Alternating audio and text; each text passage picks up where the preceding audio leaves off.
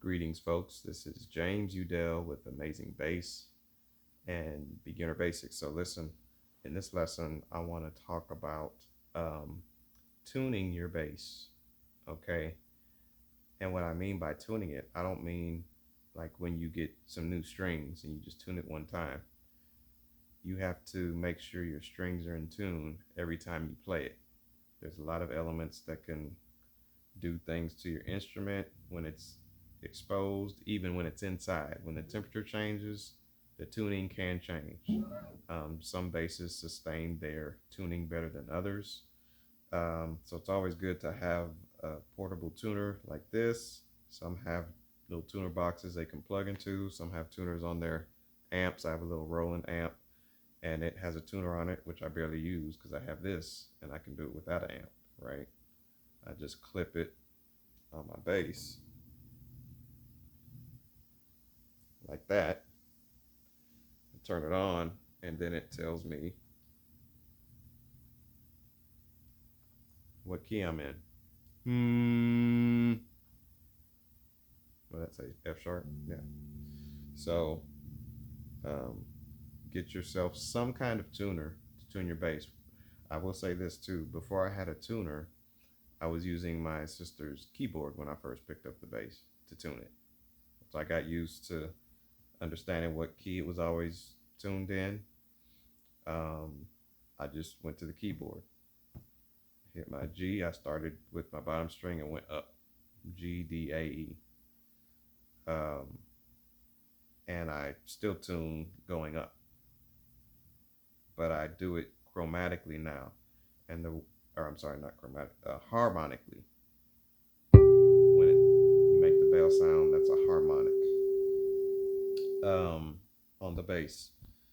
And there's a few harmonic areas like 4th fret, 5th fret, 7th, and I believe, and yeah, 7th and 9th fret, also 12th, and then 16th, and a few up here.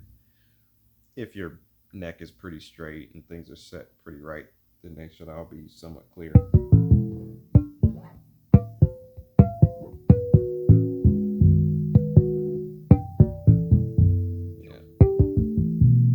So I tune it like that now because I watched a guy tune my bass when he put strings on it one time years and years ago. And I didn't even ask him how he did it. I just watched him. And then I figured it out when I got home. So we have our strings tuned starting at the bottom, G, D, A, E. For 5-string players, we have a B. We can go the other way. B, E, A, D, G. If you go this way, it spells bead, and there's a G at the end. If you go this way, I just think good day, with an Australian accent, G, D, A, E, and then a B at the end. It's silly, but that's was easy for me to remember. And so I always put the tuner on or plugged it in a tuner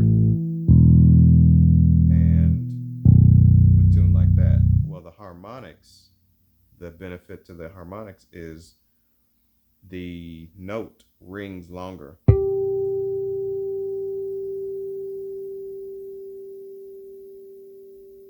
While I'm tuning, like I can twist and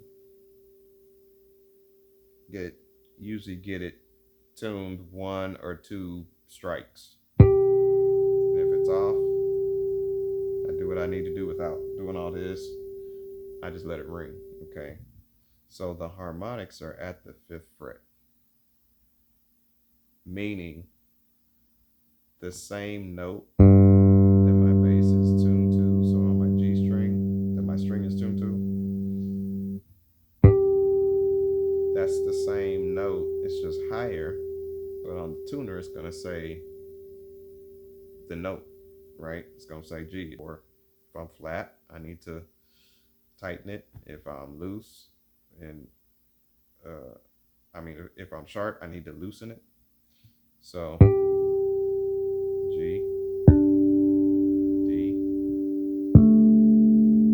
and I'm not pressing down. I'm just touching the string without pushing it. I'm just touching it. And as soon as I feel that vibration, I don't have to leave my finger there.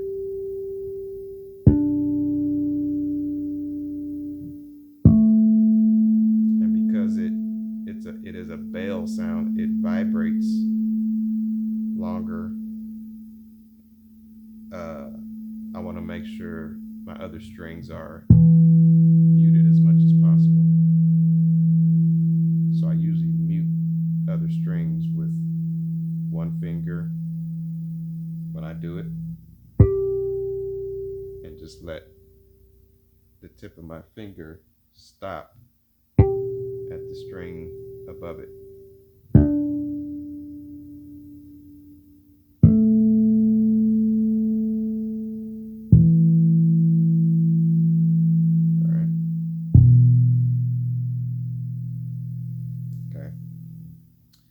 Here's the other thing I want to show you with this lesson. I had an idea on how to do that when I watched this guy. What I didn't know is how he tuned one string and then tuned the rest off that one string. That's the part I figured out at home. So the way that he did that was, the thing with harmonics is, when I move up, it's not a higher note in the harmonic, it's lower. And what note is that? That's my next string note.